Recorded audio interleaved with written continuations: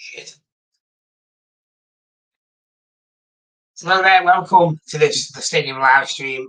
We've had some news which you found out this morning, and I've just got on now to bring it to you. It was reported a number of hours ago by Sky Sports that Frahad Moshiri has entered into an exclusivity agreement with Dan Friedkin of the Friedkin Group to purchase Everton Football Club. So what this means is we're just going to get straight into this. I've got a couple of documents to bring up and show. So here we go. So this agreement is, we're just going to go through it. So this has been reported by the New York Times. Obviously, Dan Friedkin is an American, born in California, I think it was. So here we go. So the Friedkin Group, it is for Everton fans to pin their hopes on. They have a future at all. So the 777 collapse takeover on May 31st left a lot of uncertainty. However, the AS Roma owner has basically come in and put an offer down on the table, believed to be in the region of £400 million. I've read that on a few sites. That is not confirmed. But Sky Sports also, just going to flip to this one. Okay, Everton nears takeover as bidder is granted exclusivity. Sorry, can't speak. Excited. Everton FC have granted exclusivity to the Friedkin Group to acquire Frahad Moshiri's 94% share in the club. This is no official announcement has been made. However, this is getting reported all over the place, and I will show you that in a minute. The Merseyside club has taken a step closer towards a takeover after reportedly agreeing a deal in principle with the custodian on the 14th of June, led by the businessman Dan Friedkin, who also, as we know, owns this side, AS Roma. The agreement will be subject to approval from the Premier League, the FA, and the Financial Conduct Authority. The American has made a successful bidder last week. So it's been accepted. Exclusivity has been given by the Frahad Moshiri or the representatives. So this is a big step in the right direction. It is edging closer, and I'll just show you where this story is being reported. So Sky Sports, Independent, Football Italia, obviously because he owns Roma, Talk Sport, New York Times. So this actually happened last night. By the looks of it, 17 hours ago. So it happened mid last night, something like that. But everyone is saying the same thing. It's literally very close to happening. Just these ads too amazing. I'll do that later. Okay, so the future of Everton is looking pretty well indeed, hopefully. But now we have that one person who has the exclusivity of taking over the club. There were a couple of other bids as well. One from AJ Bell, I believe. But Frahad Moshiri has decided to give this exclusivity to Dan Friedkin.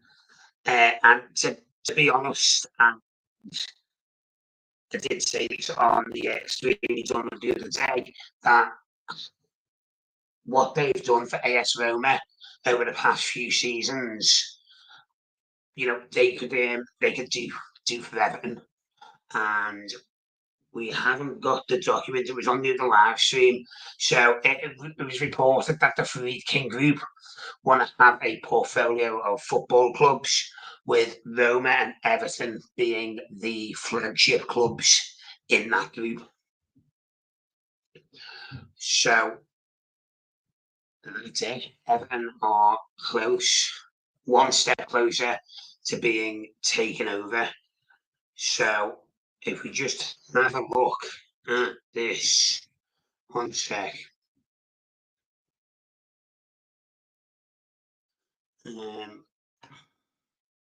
One, we want the Wikipedia page. Okay.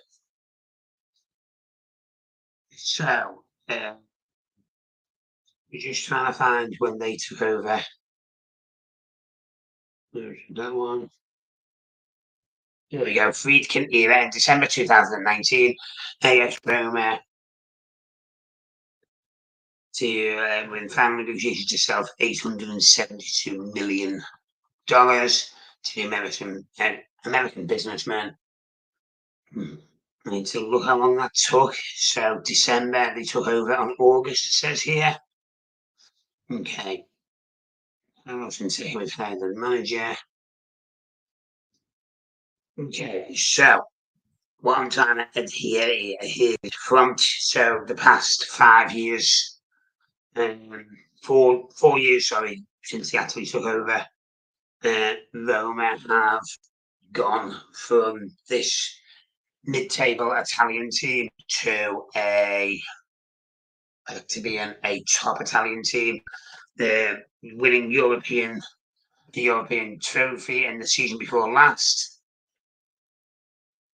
Attracting managers to manage them, like Jose Mourinho. So the Friedkin Group have made that possible. Now, with the right structure in place for the club and getting the right personnel on board in the boardroom, which they must have done at Roma. I know I'm speaking about Roma a lot, but that's the only blueprint we've got to go on at the moment. So they've put the right board team in place, Roma, and the commercial success of Roma now is evident. The on the field success at Roma is evident. There was a time a few years ago when Roma, where I think they were at the Olympic Stadium, they weren't selling that out, but it's been selling out for the past number of years. So everything seems to be pointing into the right direction for AS Roma. So what I'm trying to say is that's the blueprint we've got to go off of how this company run a football club. So I think this is exactly what Everton need. This sort of ownership and direction to get Everton back on track. The other thing as well, just while we're here, something that has just popped into my head, and I've literally just thought about it now. I was watching another YouTuber last night when I got in from work, and they were saying that the Jarrad Branthwaite deal has broken down. So I'm just going to. Usually I do this before, but I'm just going to have a look at Manchester United. When you had a big Manchester United. Right, so this is on the Manchester Evening News. So it looks like that deal is not going to happen. So it says Manchester United insist they won't be held to the. I'll just share this on one sec. Let me just get this up. This wasn't It's just popped into your head now. Right, so Manchester United will be held to ransom over a deal for Everton centre back Jarrad Branthwaite, with the Toffees continuing to demand £70 million. United saw their first offer of 35 million plus 8 million in add-ons, so 43 million in total, like we told you the other day, was rejected for the 21-year-old Everton, branding the bid unacceptable. And to be honest, I have to agree. Negotiations are continuing, but Manchester United have relatively tight initial transfer budget this summer, and they're not going to pay the £70 million from Branthwaite, who enjoyed an excellent season and obviously was selected for England, but never got taken. And now, if you've watched the two England games in the Euros, they're struggling without a left-footed centre-back. They are struggling, in my opinion. Manchester United are not shy of spending money on defenders. They have spent 80 million on Harry Maguire. That worked out well, didn't it? However, it does look like this tug of war for Jarrad Branthwaite is going to be over very soon. Manchester United are not prepared to offer the asking price for the centre-back, and Everton are not prepared to lower the asking price, which is good. You know, it's what we want as, like, you know, that's what we want as Everton fans. We want the club to stand firm, and we want the club to say, well, no, you're not getting him for that because you're Manchester, because you're Manchester United. We're not lowering our price to suit you. You know, if you want it, pay the money, and if you don't, see you later. So yeah, that's just popped into my head then when I was getting excited about this exclusivity. That I thought I'd just yeah. So as I say, we are keeping a very close eye on this takeover and where it's up to. That's where it's up to. Exclusivity has been granted by Everton and Frahad Moshiri for the 94.1% stake he's got in Everton at the moment. And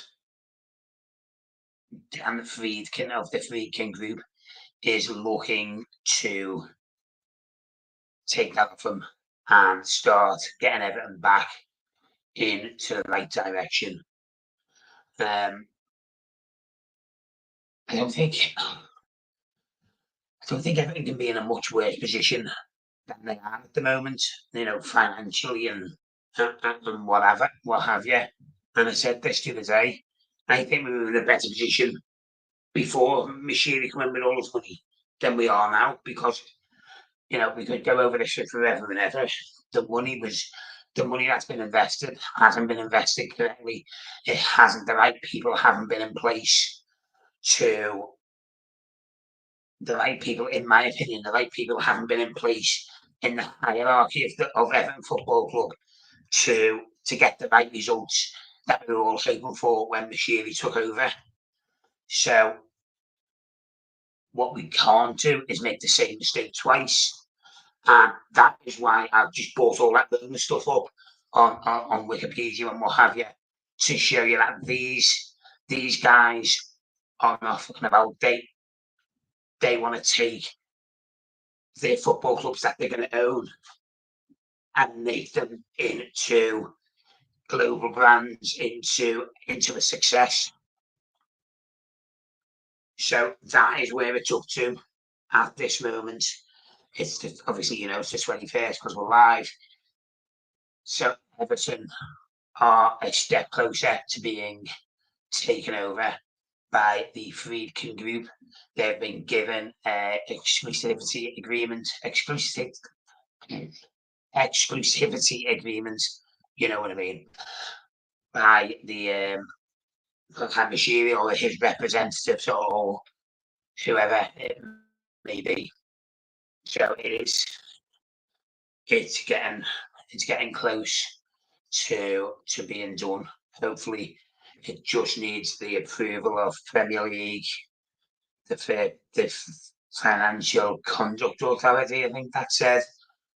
So, and let's see what happens. The FA, I think, needs to approve the takeover. So, what I'm wondering is what happened with this 777 group where it's collapsed. Why did it collapse? Let's just see if we can find out. Might have if I can spell. Why did that deal collapse with the 777 group?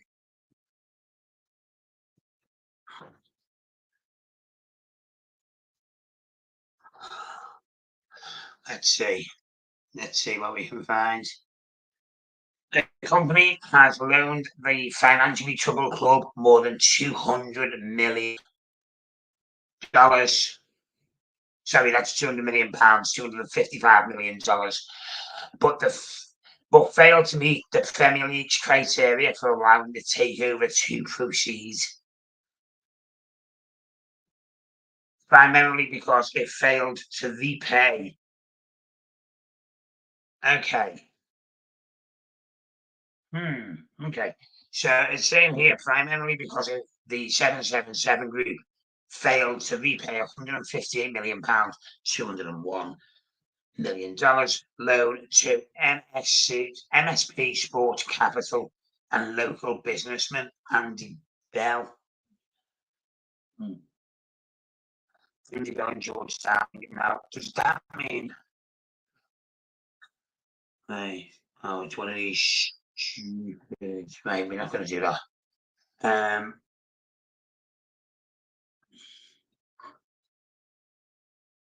Okay, so here we are. We're on Forbes.com. Having agreement with partners 777. Club is not going to in the period they were given to negotiate. Now the share pitch 7 has ended. Right, so it's saying according to Forbes.com. I don't know why my streams just crashed there for some reason.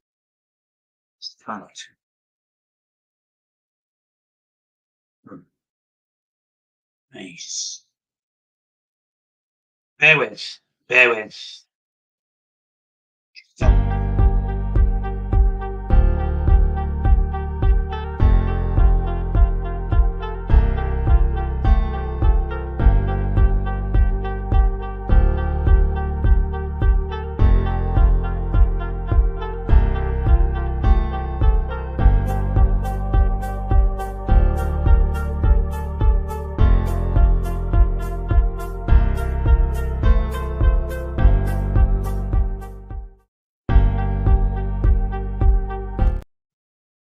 I apologise for that. It said we were having some connection problems, but I've just updated and updated the internet and stuff. So just reset it. Sorry. So what we were saying, where were we? Okay, 777 is they never went through in the period they were given to negotiate. So according to Forbes.com, that's why it's saying that it failed. So I'll just show you that 1 second. This one, yeah. Okay. Let me just bring that up for you. Right. So it says it means any gross sale of the club to 777 partners do not go through in the period they were given to negotiate. The agreement between 777 partners and Blue Haven Holdings Limited for the sale and purchase of the majority shareholding in the club has expired. So there was what I'm getting from that is there was no agreement in place to get there was no agreement. There was no offer ever accepted. That's what I'm getting from that when they've been negotiating. So that's why the deal collapsed, right? According to Forbes.com. That's why it's collapsed. This is different because there's an offer being accepted. The exclusivity agreement is now in place.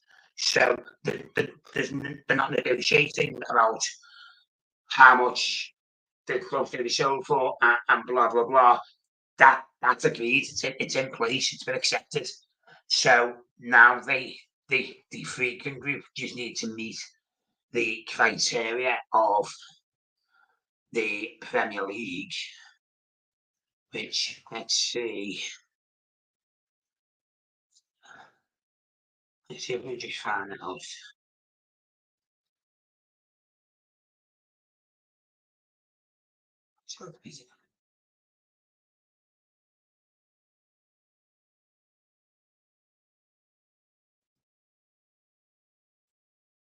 Okay. Mhm.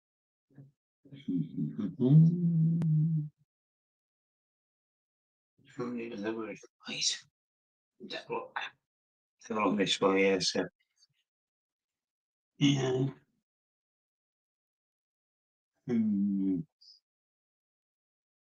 Right, it's the EFL, the Premier League. Right, gold.com. Have a look at this one. See if we can. I don't want to hide it.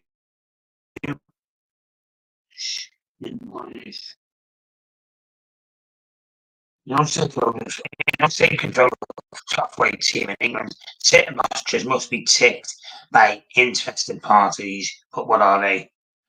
Influx of billionaire shares, blah blah blah. Not just anyone. The healthy bank balance. Fit and for a person test, known as the owners and directors test. Okay. So let's just bring this up for you so you can see what I'm looking at. So it's on gold.com. What is the Premier League owners and directors test? Premier League defines its process identifying whether or not an interested party is deserving of owning a football club in England. The owners and directors test outlines requirements, individual direct owners. Okay, so how are they assessed? Many owners and directors test is explained in full across 6 pages of the organiser's handbook, which we're not going to go through the whole thing. We just want the key points. Among more notable points being rejected are if they fail to provide all relevant information requested by the Premier League, if they provide false, misleading, or inaccurate information, if either directly or indirectly he/she is involved in or has any other power to determine the influence of management against or the administration of another club or football league club. So we already know that you're not allowed to own more than one professional football club in England. Or I think it is just in England itself. I don't think it's actually the UK. I think it's just you're not allowed to own more than one football club in England. But we're good there because the only club they own are AS Roma. If either directly or indirectly he or she holds or acquires any significant interest in a club while he is directly or indirectly holds any interest in a class of shares of another club. Right, so that means again in England, because we do know there are companies that own different football clubs in England and all over Europe and stuff like that. If he or she becomes prohibited by law from being a director, that's not gonna. I don't think that's gonna happen. If he is being subject to terms of an undertaking given to the Secretary of State under the CDDA, unless a court of contempt jurisdiction makes an order under CTTA, which is what that is, permitting an appointment as director.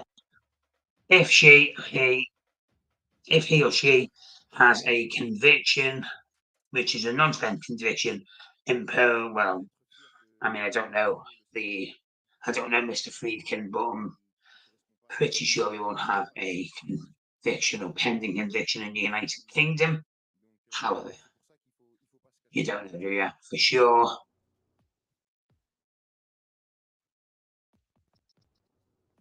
Okay, so the document was posted in September. It only says that for some reason. It only says Frahad Moshiri has 77 points. That might be because of Mr. Kenwright, God rest his soul. So he must have acquired that when he suddenly passed away. I'm assuming. So basically, what that's saying is they are pretty. Let me just highlight all this. It's not going to let me because of stupid ads. They are pretty strict in who can own a Premier League club, and you can only own one Premier League or one club in English football as a professional club. So we found them. They are the main points of why an application could be rejected. However, I'm pretty sure that they will provide all the information that's required.